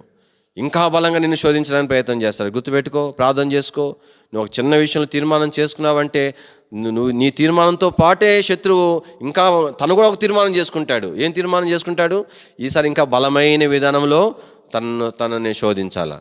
బెన్హదద్ వచ్చిన అప్పటికే ఇశ్రాయేల్ దేశంలో ఏముందంటే గొప్ప క్షామం ఉందంట. 25వ వచనం, షోమ్రోన్లో గొప్ప క్షామము కలిగింది. చాలా గొప్ప కరువు. వాస్తవానికి ఇట్లాంటి కరువు వచ్చిన దినాలలో రాజులు అంటే ఏ రాజ్యమైనా ఏం చేసేవాళ్ళంటే వాళ్ళు ఇతర దేశాల నుంచి ఆహార వస్తువులు అనేటువంటివి వాళ్ళు దిగుమతి చేసుకునేవాళ్ళు. ఇప్పుడు ఒకవైపేమో గొప్ప కరువు, మరొక వైపేమో ఈ బెన్హదద్ వచ్చేసి ఈ సిరియా రాజు ముట్టడి వేసేసినాడు. ఎన్నిసార్లు ఫెయిల్ అయిపోయిన తర్వాత మరి చివరికి ఆ ప్రవక్తను పట్టురమ్మని చెప్పిన తర్వాత చివరికి ఆ గొప్ప సైన్యము తిని మళ్ళీ వాళ్ళ దేశం మీదకి అడ్డపోవాలని కొంతకాలము సిగ్గుతో మౌనంగా ఉన్న ఆ తర్వాత మళ్ళా యుద్ధానికి వచ్చినప్పుడు ముట్టడి వేసేసినాడు. లోపల కరువు, బయట నుండి ఆహారం తెచ్చుకోవడానికి లేదు. ఎంత భయంకరమైన పరిస్థితి అంటే ఇంకా రాజుకు ఎవరి మీద కోపం వచ్చింది? ఇంకెవరు ఉంటారు చెప్పండి? దేవుడు కనబడ్డు కదా, ప్రవక్త కదా కనబడేది. ప్రవక్త చెప్పినాడు, ఇంత గొప్ప కరువు వచ్చిందంటే ఏం చేస్తున్నాడు ఆ ప్రవక్త శాపం పెట్టినట్టున్నాడు అనుకున్నాడు. లేదు, ఇంత కరువు వస్తే ఈ కరువు పోయేటట్టు ఎందుకు ప్రార్థన చేయలేదు అనుకున్నాడు. అట్టయినా ప్రవక్తే కారణం. పోయి వాడిని తల తీసుకురామని చెప్పి పంపిస్తే వాళ్ళు వచ్చేసరికి ఆ ప్రవక్త ఎలీషా ఏమన్నాడంటే, నరహంతుని కుమారుడు నన్ను చంపడానికి మనుషులు పంపించినాడు అని అన్నాడు ఆయన ఎలీషా. సరే, ఈ విషయం మన సందర్భం కాదు. కానీ దేవుని వాక్యంలో మనం చూస్తే ఎంత గొప్ప కరువు. రాజు ఆ యొక్క ప్రాకారం మీద నడుస్తూ ఉన్నాడు. లోపల ఎంతో బాధ, ఎంతో దుఃఖము. తన దేశం ఎట్లా అయిపోతూ ఉంది, చచ్చిపోతూ ఉన్నారు. ఆకలి మరణాలు. బయటికి వెళ్ళటానికి లేదు. బయట సైన్యం ఉంది, గొప్ప సైన్యంతో తను ఉన్నాడు. ఇంకా అంటే ఇంతకుముందే గొప్ప సైన్యం, ఎలీషా గారికి గొప్ప సైన్యం పంపించినాడు. ఇప్పుడు ఎన్నో రెట్లు గొప్ప సైన్యంతో వచ్చినాడు. పోవటానికి లేదు. అట్లని చెప్పి ఆకలి తీర్చుకోవడానికి ఇక్కడేమో కరువు. ఒక ఆమె వచ్చింది, రాజా నాకు న్యాయం చేయండి, నాకే గతి లేదమ్మా, నీకేం న్యాయం తీరుస్తాను? సరే, నేను ఎట్లా తీర్చిన, ఏందో నీ బాధ అని చెప్పంటే ఆమె చెప్పింది, నేను మా పక్కింటో మాట్లాడుకున్నాము, ఈరోజు నీ కొడుకును వండుకొని తిందాము కోసుకొని, రేపొద్దున నా కొడుకును వండుకు చేద్దామని చెప్పింది రాజా. అట్లా మీ ఇద్దరు వండుకో తిన్నాము, వండుకు తిన్నాము. ఇప్పుడు నీ కొడుకుని ఏమంటే ఏమనంటుందని చెప్పాను. అబ్బా, గుండె తరిగిపోయే మాటలు అవి. రాజు ఎంత బాధపడిపోయినాడు. లోపల వెళ్తా ఉంటే కింద నుంచి ఆ గోనిపట్టి కనబడిందంట. పైన రాజు వస్తా రాజు కాబట్టి లోపల గోనిపట్టి కట్టుకున్నాడు. ఎంత చింత, ఎంత బాధ. చివరికి ప్రవక్త చంపడానికి పంపించినాడు. సరే, ప్రవక్త వర్తమానం చెప్పినాడు. ప్రవక్తతో ఏమన్నాడు, నేను ఎట్లా దేవుని నమ్మాలా, ఎట్లా దేవుని కనివి, ఇంత గొప్ప కరువా, ఇలాంటి పరిస్థితి, దీన్ని నేను బయట పడలేను కదా, ఎట్లా నమ్మాలా అంటే అప్పుడు కూడా అర్థమైందంటే దేవునికి లోబడలేదు, మారు మనసు పొందలేదు. కానీ శ్రమలు వచ్చేసరికి ఏమన్నాడు, ఈ శ్రమలుంటే ఎట్లా నాకు నమ్మకం పుట్టిద్ది దేవుని మీద, ఎట్లా ప్రేమ పుట్టిద్ది. ఎన్నోసార్లు అట్లానే ఉంటుంది కదా, ఎన్నోసార్లు అట్లానే ఉంటుంది కదా. దేవుడు అయ్యే శ్రమలు కష్టాలు పంపించినప్పుడు ఎన్నోసార్లు దేవుని సంధిస్తే మారు మనసు పొందాం. కానీ లేదు, దేవుడు నాకే పెట్టినాడే, ఇన్ని పెట్టినాడే, ఇట్లా ఉన్నప్పుడు అసలు ఎవరికైనా ఇట్లాంటి కష్టాలు ఉన్నాయా అనిపిస్తుంది. కానీ దేవుని వాక్యంలో జ్ఞాపం అయినా కూడా దేవుడు ఎంత ప్రేమ కలిగిన వాడంటే ప్రభు చెప్పినాడు. ఏమి చెప్పినాడంటే, మరి అప్పటికి ఎట్లా గాడిద తల 80 రూపాయలు అంట. 80 రూపాయలు అంటే సామాన్యమా చెప్పండి? ఇప్పుడు మనకు 80 రూపాయలు. ఇది ఎప్పుడు కాలం, యేసుప్రభు కాలంగా, పాత నిబంధన కాలం. అంటే అర్థమైంది అంటే నాకు కరెక్ట్గా క్యాలిక్యులేట్ చేయలేను, కానీ దాదాపుగా ఒక 8 లక్షలు అనుకోవచ్చు. 80 రూపాయలు అంటే అప్పట్లో, ఇప్పుడు 8 లక్షలు అనుకోవచ్చు. ఒక గాడిద తలకాయి ఎంత అంట చెప్పండి? 8 లక్షలు పెట్టి ఎవడు కొనుక్కుంటాడు? ఈ పావురాలు ఎక్కువ ఉన్న చోట ఆ పెంట వేస్తాయి కదా, ఆ పెంట అంతా పోగు చేస్తే ఆ పెంట అరపావు 5 రూపాయలంట. అరపావు అంటే మరి ఎంత వస్తుందో? 5 రూపాయలు అంటే ఇప్పుడు ఎంత? దాదాపు ఒక 50 రూపాయలు. ఏమోషే 5 రూపాయలు ఇస్తే ఎంత ఇస్తారు? అరపావు పెంట. ఏం పెంట? పావురం పెంట. ఎంత 500 ఇచ్చి ఏం తెచ్చుకోవాలా? ఇంత పెంట పెడితే ఆ పెంట తెచ్చుకొని ఇది వేపుకుంటారు. మరి దాన్ని ఏమేమి వేస్తారు? ఏమేయడానికి ఏముంటుంది? ఏముండదు. దాన్ని వేడి చేసుకొని వేడిగా చూడాలి, ఒకసారి టెస్ట్ చేయాలి, అది ఎట్లుంటుందో టేస్ట్. అదే చచ్చిపోయాం కదా, ఎంత ఘోరం చెప్పండి. ఇంత పెంట 500, ఒక గాడిద తలకాయి 8 లక్షలు. బతకటమేనా? ప్రభు చెప్పినాడు, రేపటికల్లా దేవుడు ఎట్లా గొప్ప కార్యం చేయబోతున్నాడంటే, ఒక్క రూపాయికి సన్నని పిండి, మానికి పిండి. ఇదేమో అరపావు పెంట, ఇదేమో మానికి పిండి. దానికి ఎంత పెట్టాలా? 5 రూపాయలు పెట్టాలా. అరపావు ఇంత పెంటకి, మానికి పిండికి 1 రూపాయికే.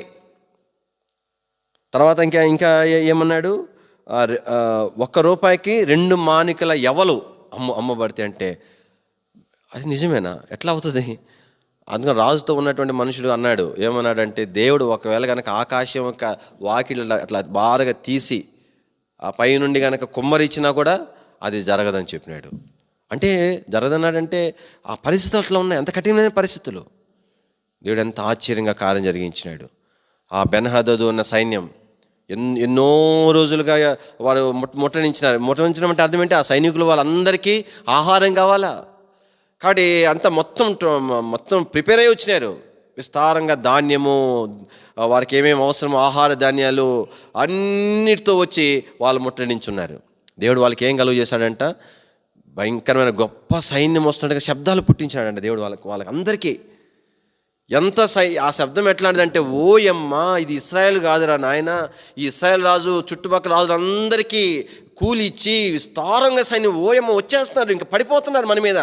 ఆ శబ్దానికి ఇంకా మనము గనక ఇంకా ఆలస్యం చేసినట్టు చచ్చిపోతాం. పోతే పోయింది, ఈ ధాన్యం వద్దు, ఈ గుర్రాలు వద్దు, ఇవే వద్దు, ముందు మనం ప్రాణం దక్కించుకుందామని పరిగెత్తినారంట.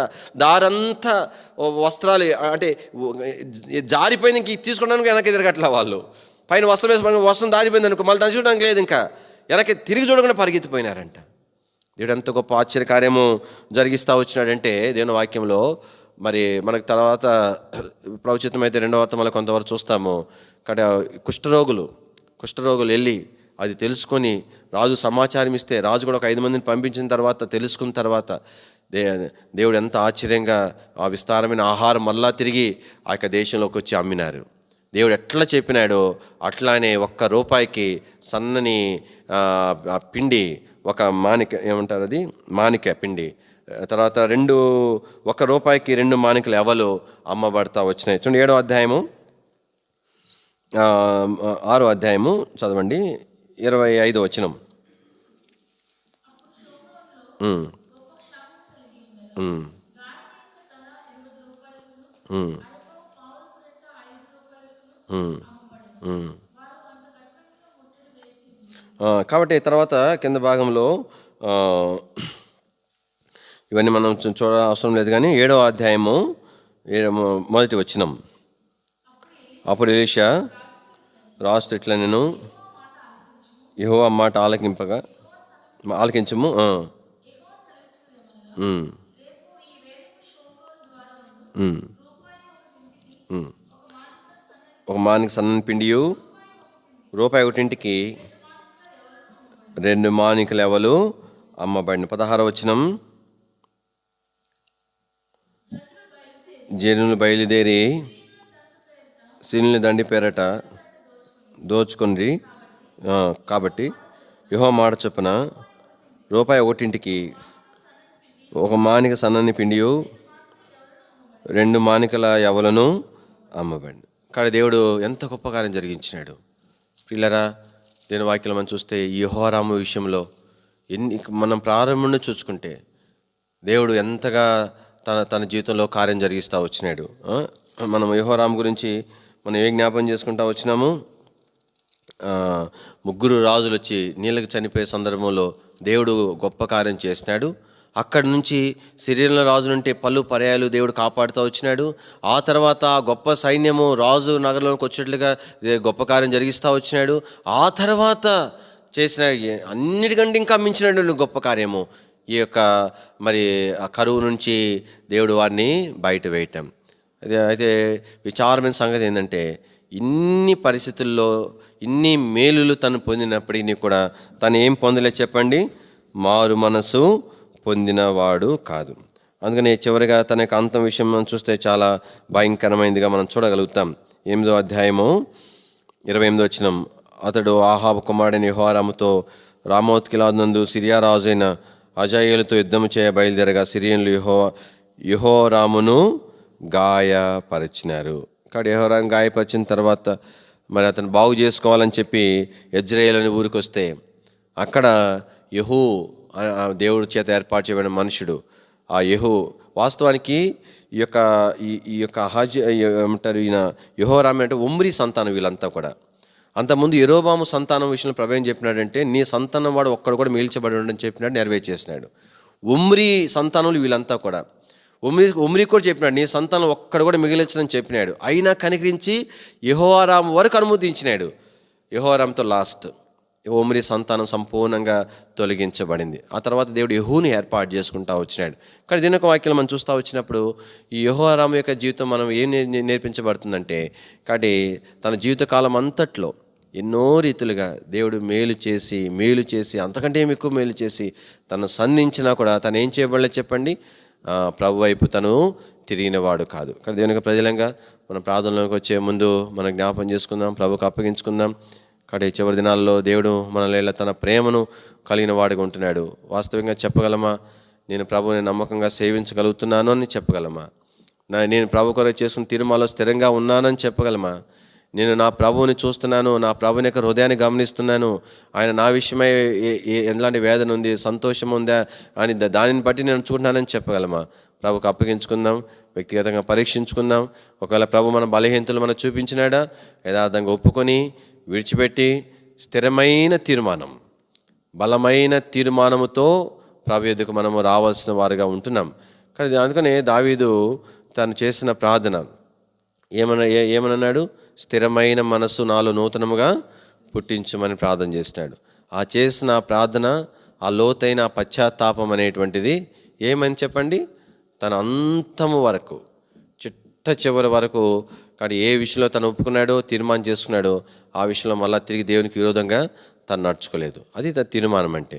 కాబట్టి వ్యక్తిగత మనం పరీక్షించుకుందాం. కొన్ని విషయాలు తేటగా చెప్పలేకపోవచ్చు. అని నీకు స్పష్టంగా నీకు అవగాహన అయితే ఉండాలి.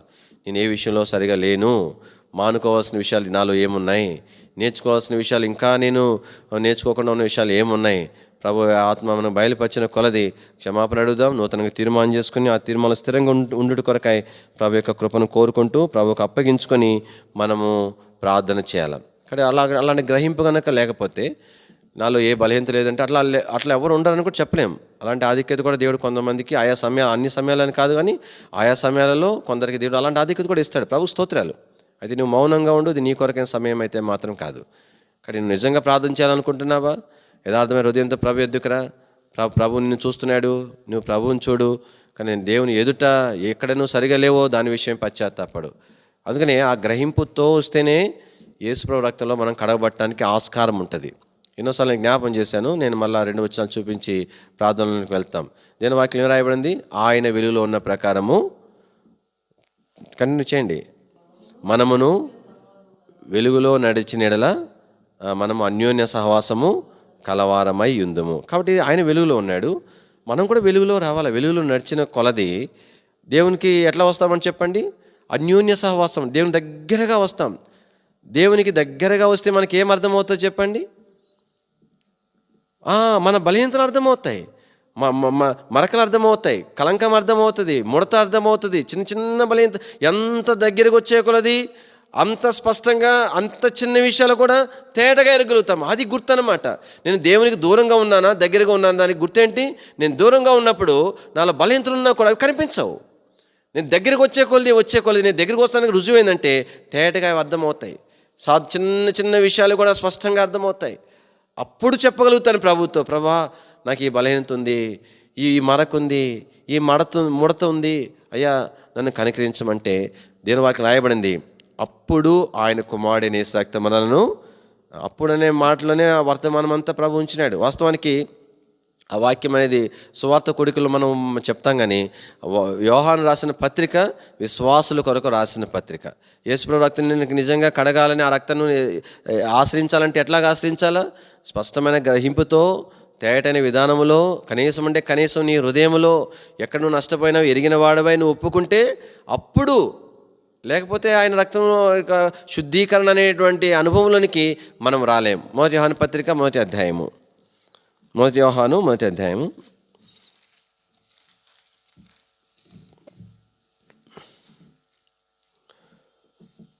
7వ వచనం. అయితే ఆయన వెలుగులోనున్న ప్రకారము మనం వెలుగులో నడిచిన ఎడల మనం అన్యోన్య సహవాసం గలవారమై ఉందుము. అప్పుడు ఆయన కుమారుడైన యేసు రక్తము ప్రతి పాపము నుండి మనల్ని పవిత్రులుగా చేయాలి. కాబట్టి యేసు రక్తం కడగబడాలంటే ఏం చేయబడాలా? స్పష్టంగా ఎరిగితేనే, స్పష్టమైన గ్రహింపుతో వస్తేనే ఆ రక్తం యొక్క ప్రభావము నీ జీవితం మీద, నీ హృదయం మీద కనపడుతుంది.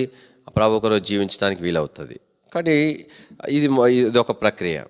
అదే సమయంలో దేని వాక్యంలో ఏం రాయబడతా వచ్చిందంటే ప్రభు దగ్గర మనం క్షమాపణ పొందడం కొరకై ఎన్ని బలులు అవసరమని జ్ఞాపం చేయబడింది. ఎన్నోసార్లు జ్ఞాపం చేస్తున్నాం కదా. 2 బలులు కావాలా. ఎన్ని బలులు కావాలా? 2. మొట్టమొదటి బలి ఏంటి? పాప పరిహారార్థ బలి. ఆ బలి ఎందుకోసము? ఇశ్రాయేలులో ఎవరైనా సరే నేను తప్పిదం చేశానని గ్రహించినప్పుడు తన పాప క్షమాపణ కొరకై ఆ యొక్క బలిని దేవుని సన్నిధికి తీసుకుని రావాలి. తర్వాత దానితో పాటు మరొక బలిని అర్పించాలి. ఆ బలి ఏం బలి అంటే దహన బలి. ఈ పాప పరిహారార్థ బలి ఏం చూపిస్తూ ఉంది? తప్పిదం కొరకైనటువంటి క్షమాపణ కొరకే అర్పించే బలి. దహన బలి ఏం చూపిస్తూ ఉంది? తిరిగి దేవునికి అప్పగించుకోవడానికి చూపిస్తుంది. మన లేవి కాండంలో ఇక బలులన్నీ కూడా మనం ధ్యానం చేస్తూ వస్తే మొట్టమొదట మనం పరిచయం చేయబడే బలి ఏం బలి అంటే దహన బలి. మిగతా బలులకి దహన బలికి ఉన్నటువంటి వ్యత్యాసం ఏంటంటే మిగతా బలుల్లో కొంత భాగం అనేటువంటిది జొబ్బ కానీ కొంత భాగాలు యాజకులు దవ్వుతాయి, మిగతా దాన్ని అర్పిస్తారు. కొన్నిటికైతే రక్తం మాత్రమే దేవుని సన్నిధిలో అర్పిస్తారు, కొన్ని భాగాలు మాత్రమే బలిపీఠం మీద అర్పిస్తారు. దహన బలి అయితే అట్లా కాదు, సంపూర్ణంగా ఆ యొక్క బలిపీఠం మీద అర్పించబడాలి. చివరికి దాని కాళ్ళు కూడా కడిగి దానితో పాటు అర్పించాలి సంపూర్ణంగా. ఇంకా దాంట్లో ఏది యాజకులు చెందదు, సంపూర్ణంగా మరి దహించి వేయాలి. ఏం చూపిస్తూ ఉంది? దేవునికి సంపూర్ణంగా అర్పించుకునే చూపిస్తూ ఉంది. కాబట్టి క్షమాపణ ఈ ఒక్క బలితోనే క్షమాపణ కలగదు. పాప ప్రభావాన్ని క్షమించు క్షమించు క్షమించు బాగా అలవాటైపోయి ఉంటుంది. క్షమించు దాంతో కాదు, క్షమాపణతో పాటు మళ్ళీ తిరిగి దేవునికి నూతనంగా నువ్వు అప్పగించుకోవాలా. ప్రభా నేను ఇంకా ఎన్నటికి అలా ఉండను అనే తీర్మానంతో అప్పగించుకోవాలా. ప్రభా నేను అలాగా చేయకుండా ఉండను, లేదంటే నేను మానుకున్నాను మళ్ళీ ఒకసారి నేను చెయ్యను అనే తీర్మానంతో అప్పగించుకోవాలా. అది దహన బలి. అప్పుడు దేవుని దగ్గర మనకి ఏం దొరుకుతుందని చెప్పండి? క్షమాపణ దొరుకుతుంది. లేవికాండము 5వ అధ్యాయము. లేవికాండము 5వ అధ్యాయము.